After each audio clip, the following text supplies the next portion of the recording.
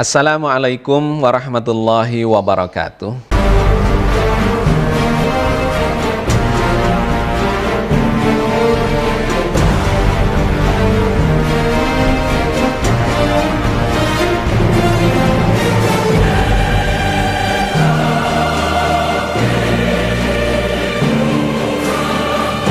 Sahabat tasawuf, panggung drama kehidupan manusia menurut Al-Quran adalah planet bumi. Bukan di planet Mars, bukan di planet Saturnus, Uranus, atau Jupiter, atau bintang Alpha Centauri, atau di galaksi Andromeda. Bukan. Kata Al-Quran, qala fiha tahyauna wa fiha tamutunna wa minha tukhrajun. Katakanlah Muhammad, bahwa di bumi itulah kalian hidup, di bumi itu kalian mati, dan dari bumi itu kalian akan dibangkitkan. Ayat ini sangat menarik. Allah berfirman di dalam surat Al-A'raf ayat 25. Apa yang menarik dari ayat ini? Yaitu sebuah informasi yang sangat gamblang bahwa kehidupan itu sejak kita dihidupkan, diciptakan, dimatikan, dibangkitkan, ternyata semuanya itu terjadi di bumi. Memang sampai hari ini belum pernah terbukti bahwa manusia itu bisa keluar angkasa. Belum ada buktinya. Yang sekarang terjadi dengan teknologi yang tinggi ini, yang dikirim adalah pesawat-pesawat tanpa awak dengan robot. Itu sudah sampai keluar tata surya kita, berada di lingkaran galaksi Bima Sakti dan seterusnya. Tetapi belum pernah terbukti bahwa manusia ini bisa keluar dari panggung kehidupannya di planet bumi ini. Dan yang kedua, sebaliknya, sampai detik ini belum pernah terbukti ada kehidupan di luar angkasa yang berperadaban.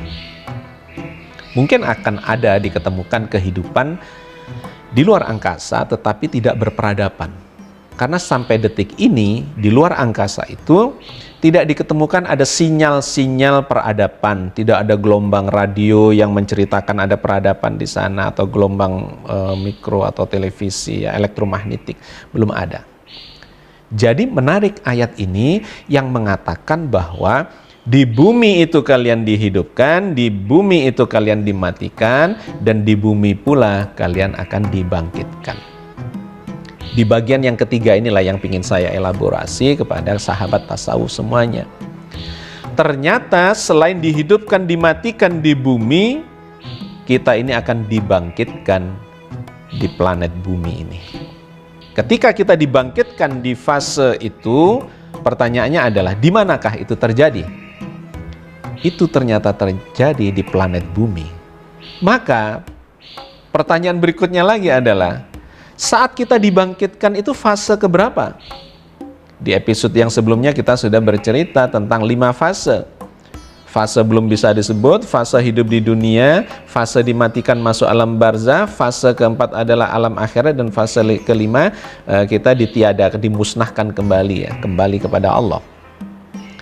Ketika kita dibangkitkan itu adalah saat sudah terjadinya kiamat. Kiamat dulu, kemudian dibangkitkan. Berarti itu adalah fase akhirat, yaitu fase yang keempat. Setelah fase yang ketiga alam barzah. Maka kesimpulannya apa? Kesimpulannya adalah ternyata akhirat itu terjadi di planet bumi. Tentu ini hal yang kontroversial. Salah satu yang kontroversial dari buku Ternyata Akhirat Tidak Kekal itu adalah ketika saya menemukan informasi-informasi yang mengatakan bahwa kehidupan akhirat itu ternyata memang ada di planet bumi.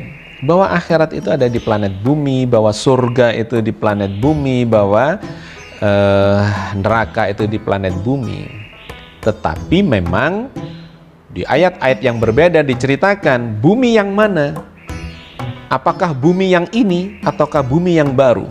Dalam surat Ibrahim diceritakan Yauma tubaddalul ardu ghairal ardi was samawat wa barazu lillahil wahidil qahar. Yaitu pada hari ketika bumi ini diganti dengan bumi yang lain. Yauma tubaddalul ardu ghairal ardi. Pada hari ketika bumi ini diganti dengan bumi yang lain, ghairal ardi. Was samawat, demikian juga langitnya. Wa barazu lillahil wahidil qahar. Maka pada saat itu manusia akan menghadap kepada Allah yang maha perkasa. Sahabat tasawuf, bumi yang baru ataukah bumi yang berbeda yang dimaksudkan oleh ayat ini? Kalau buminya itu baru, maka akan muncul kontradiksi logika di situ.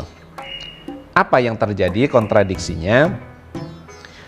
Digambarkan bahwa manusia itu hidup di bumi, mati di bumi, dan kemudian dibangkitkan dari bumi itu. Artinya apa? Kuburan kita itu ada di planet bumi. Ketika bumi ini kemudian diganti dengan yang baru dan kuburan kita ikut hilang, maka kalimat tadi itu, ya, kalian akan dibangkitkan dari bumi juga, wa minha tukhrajun, itu menjadi tidak menemukan korelasinya. Tidak ada maknanya. Jadi yang dimaksudkan oleh surat Al-A'raf ayat 25 itu bahwa kita ini dibangkitkan dari bumi yang ini juga, di mana di bumi ini terdapat kuburan kita. Terdapat kuburan kita.